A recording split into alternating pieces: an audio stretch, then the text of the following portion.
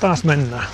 Ei ole edellisen videon kuvaamista hirveän montaa päivää, mutta ajattelin lähteä tällä perjantai kunniaksi lenkille. Ja kuten kuvasta näkyy, niin ollaan Meikolla. Tällä kertaa olisi tarkoitus mennä Meikolla niin sanottu väri suora. Eli mennään tosiaan nämä kaikki Meikolle merkityt viralliset reitit lävitte. Kuikan kierros, Meikon kierros ja tuo kotokierros. Kotokierros ainakin vähän soveltaa ja muutenkin toki vähän soveltaa, ettei nyt ihan mennä noita täysin samoja reittejä. Tästä tulee matkaa jonkun vajaa 14 kilsaa ja katsotaan kauan aikaa menee. Mä varmaan nyt kun mä kuvailen tässä, niin voi mennä yli pari tuntia, mutta tyypillistä on parin tuntia mennyt näppärästi.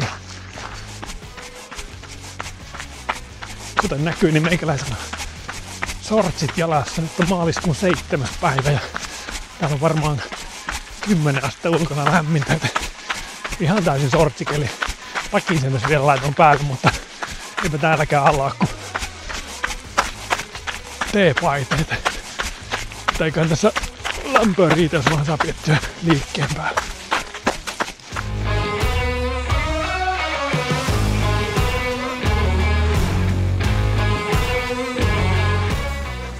Mulla onkin täältä Meikolta se toinen video, missä mä pakkaskelissä, sitäkään muuten ei ole kuin 2,5 viikkoa aikaa, niin kiersin täällä lenki sitä Neuvostoliiton vanhaa bunkkeria etsimässä.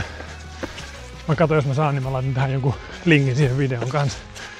Ja nyt on tarkoitus ehkä mennä hieman vauhikkaammin ilman, että turhaan hidastellaan ja käy enemmän kertoa tästä alueesta, tästä reiteistä oikeastaan enemmän sillä, että ne, ketkä tänne vaikka tulee ekaa kertaa, niin tietää vähän mitä odottaa.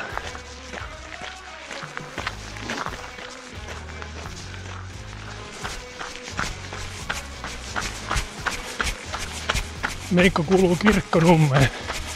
Muutenkin jos tänne alueelle haluaa tulla, niin se on tultua melkein tuolta Kirkkonummen keskustan kautta ja suunnattua tuonne Korsolammentien parkkipaikalle, mistä mäkin nyt lähdin. Tää alue on aika suosittu, kun on viikonloppu ja hyvät kelit. Joten jos tänään on viikonloppuinen tunnel, niin kannattaa olla aikaisin liikkeellä, että sanotaan, että 11 jälkeen voi olla jo tiukkaa satanää paikkaa autolle tuolla parkkipaikalla. Sitten kun tänne alueelle pääsee, niin oikeastaan mihin tahansa suuntaan kun lähtee, niin aluksi tullaan menee jonkinlainen eri mittainen matka tämmöistä soraistettua ulkoreittiä pitkin.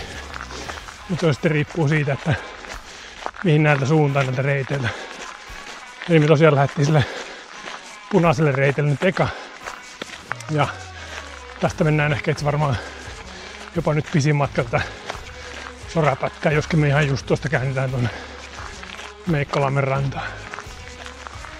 Jätin ihan tarkoituksena tänään sauvat pois repusta, että tarkoitus on vähän semmonen run and gun tyyppisesti mennä vauhdikkaasti tää reitti lävitse ilman, että mä rupean tässä ottaa noita sauvoja pois repusta ja laittamaan niitä takaisin. Eli tässähän tosiaan olisi niinku maastojen puolesta, tää on kyllä semmonen, että täällä ihan huoletta voi melkein vaikka koko rundin käyttää sauvoja ja on se myös tehnyt monta kertaa, mutta ei se pakko tietysti ole, että maasto on kuitenkin teknistä, joten kyllä niistä sauvoista tällä hyötyä on.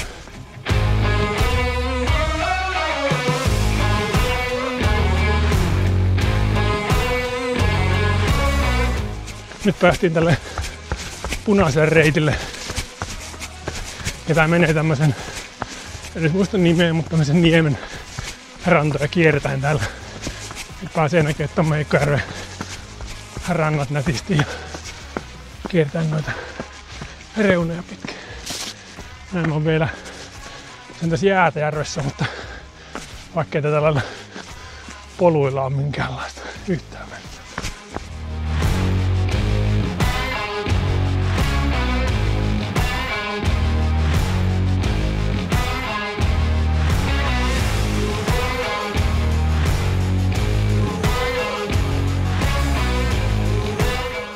Varsinkaan tässä alussa ei juurikaan ole tasasta. Tää on koko ajan ylämäkeä tai tämmöistä pientä ylämäkeä, alamäkeä, juurakkoa, kivikkoa. Eli jos tänne tulee, niin suosittelen kyllä ehdottomasti ottamaan sen tukeutuman kengäparin mukaan. Ja ei haittaa, jos on hyvin pitoa kengässä. Eli kalliota joutuu nousemaan ja juurikoita joutuu hyppimään täällä.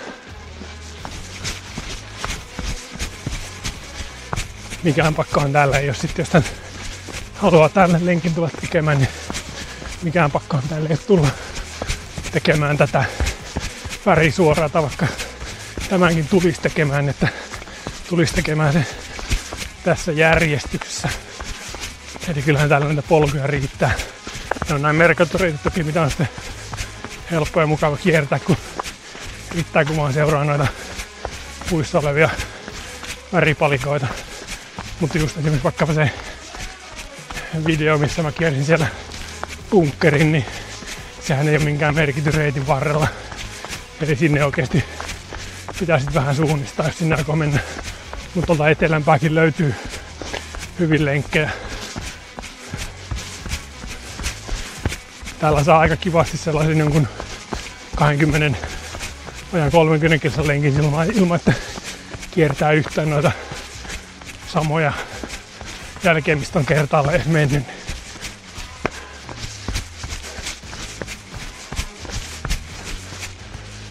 Ja se mikä täällä tosiaan on, niin on se, että täällä on oikeasti polkujuoksua tää. Että jos tuosta nyt jättää tän alun, mikä mekin mentiin tuo lyhyt ulkoilureitin pätkä, koska se on ehkä kilsan mittainen, tuskin ehkä sitäkään, niin muuten tää on kyllä sitten tällaista täällä.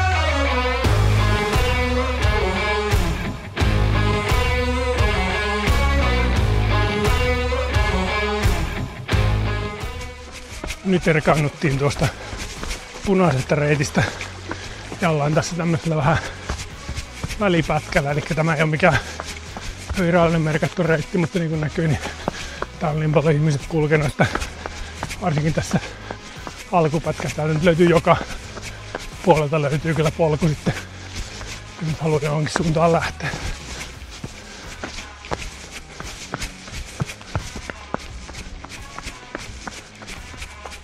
Sitten tullaan tämmöiseen ahden pohjukkaan ja tästä nyt voi sitten valita kukin haluamansa reitin ylös, eli tuonne pitää päästä tuonne ylemmäs kalliolle. Sauvoista on hyötyä, mutta varsinkin nyt kun nämä kalliot on kuivat, niin ei tässä mikään ongelma päästä ylös.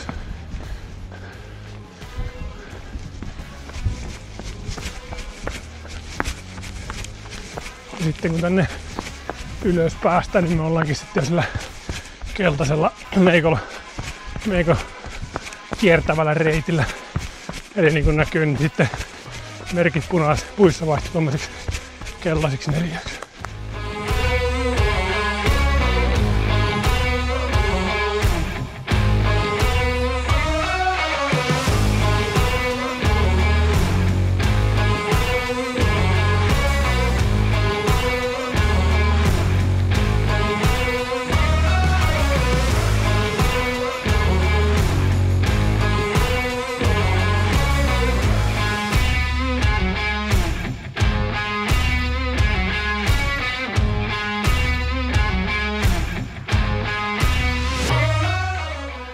Nyt saavutaan tähän reitin korkeammalle kohdalle. Eli tässä on oikeinkin kivat maisemat tuonne Meikojärvelle.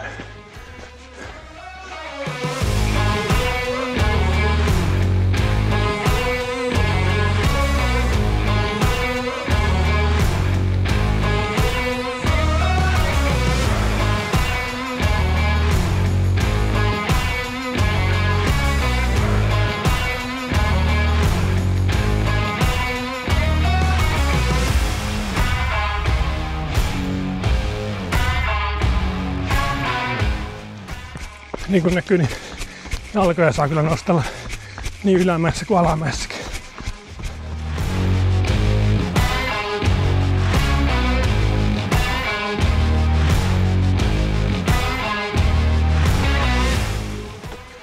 Nyt tultiin tavallaan yksi pätkä päätökseen, kun laskeuduttiin tuolta kalliolta.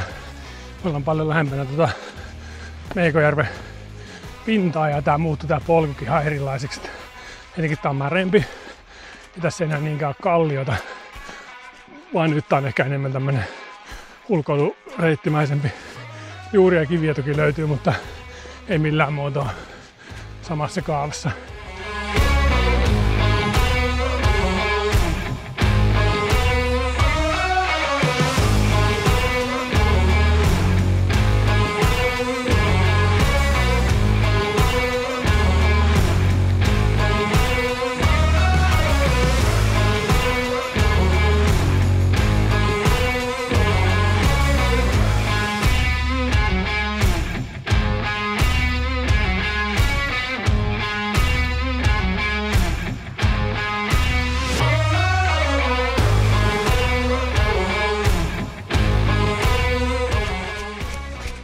Meikojärven pohjoispään lähestymisen tunnistaa siitä, että tämä polku melkein muuttuu tällaiseksi kärrypoluksi tai kärrytieksi.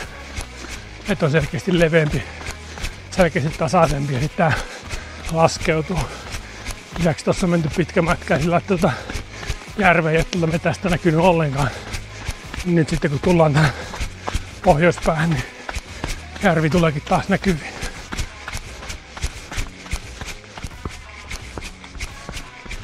Tää pohjoispääty ja Meikojärven itäpuoli jatkaa kyllä ihan siitä, mihin tällä toisella puolella jäätiin, että tällä puolella ei ehkä ihan niin paljon joutuu semmosia ylämäki-alamäki kohteita kuin vasta tuolla ihan lähempänä parkkipaikkaa, mutta samalla tekninen polku jatkuu täälläkin, että koko ajan saa katsoa, että mihinkä laskee jalan ja kuinka paljon pitää toista alkaa nostaa, ettei ole nenään lähesty tuolla juurakon säässä.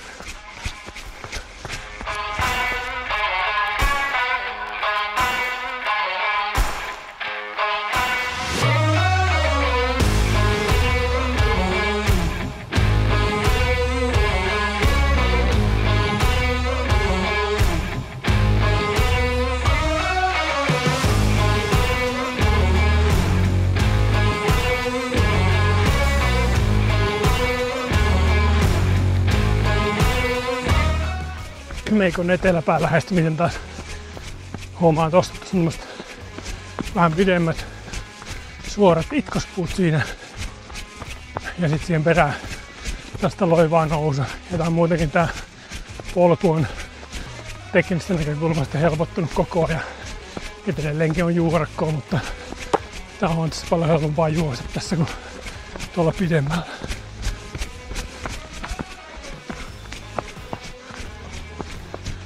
Edelleen kilsa tuli 6,5 minuuttia, niin se kertoo, että aika paljon helpompaa reittiä. Sitten kun tulee tämmönen puun kierto ja ylitys, niin nyt pitää alkaa olla pikkuhiljaa tarkkana, ettei sitten lähde vahingossa väärään suuntaan tai uudelle rundille. Eli tästä aina itse otan tän ensimmäisen vasemman. Ja tässä onkin tämmönen opastus, eli Meikon kierros, Kuikan kierros, mikä juurikin tuolta aloitettiin sitten se Kuikan kierros. Ja täällä kyltti kertoo, että on 600 metriä parkikselle. Ja nyt tässä seuraa sitten koko reitin todennäköisesti vauhdikkaan alamäki. Joskin tää on nyt ollut täällä itä- kautta pohjoispuolella, joten tää voi olla märkä ja liukas, joten varovainen tässäkin pitää olla.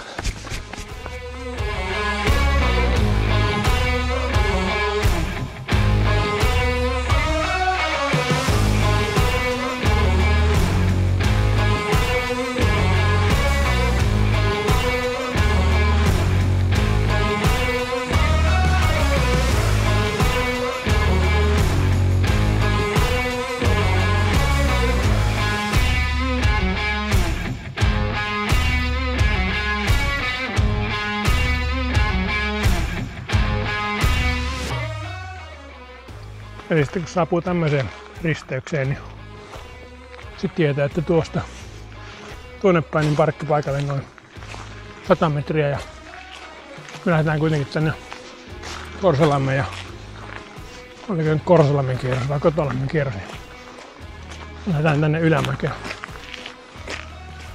Tässä kun tullaan tänne ylemmäs Lammenrantaan, niin mä teen sitten ainoan poikkeuksen, kun se virallinen reitti lähtisi tuonne suuntaan. Me kierretäänkin tää lampi täältä pohjoispuolelta. Ei tossa toisessakaan mitään vikaa ole, mutta se on huomattavasti paljon suoraviivaisempi polku. Täällä tulee semmoista kunnon simulaattoria näille teknisille poluille, eli tässä mennään kanssa semmoista juurakkoa, kivikkoa ja tässä on muutamia sitä jyrkempiä, nyt tässä on droppeja, mutta kuitenkin semmoista pitää vähän katsoa, että mistä täältä pääsee kulkemaan ja minkälaisella askelluksella.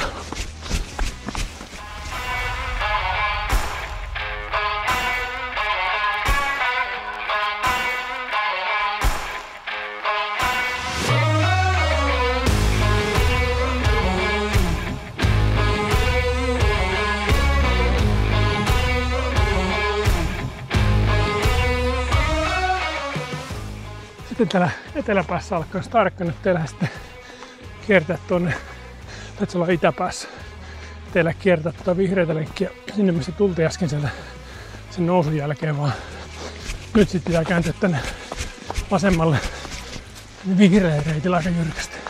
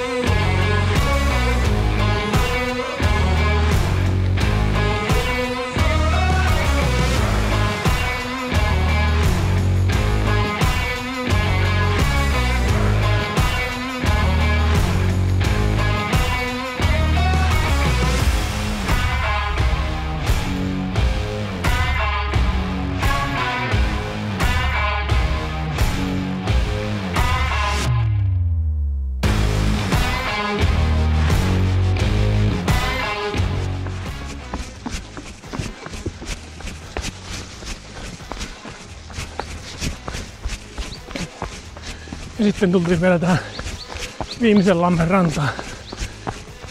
Taitaa olla matkaa ehkä vähän reilu kilsa takaisin parkkikselle. Polku jatkuu alueelle tyypillisenä teknisenä. Että täällä ei juurikaan ilmaisia kilometrejä kyllä tällä reitillä saa.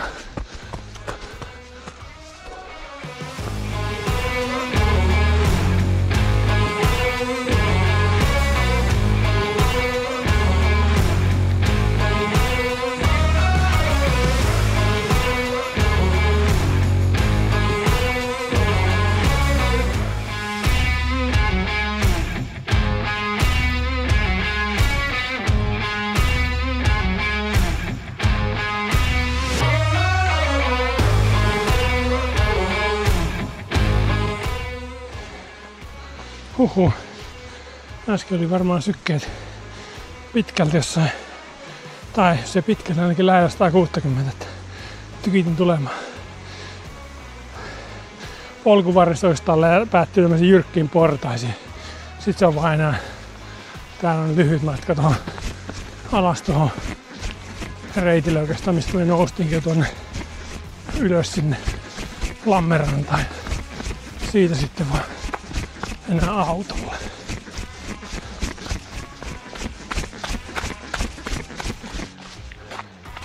Eli tuolta noustiin Lammelle ja tästä kun mennään, niin päästään takaisin parkkipaikalle.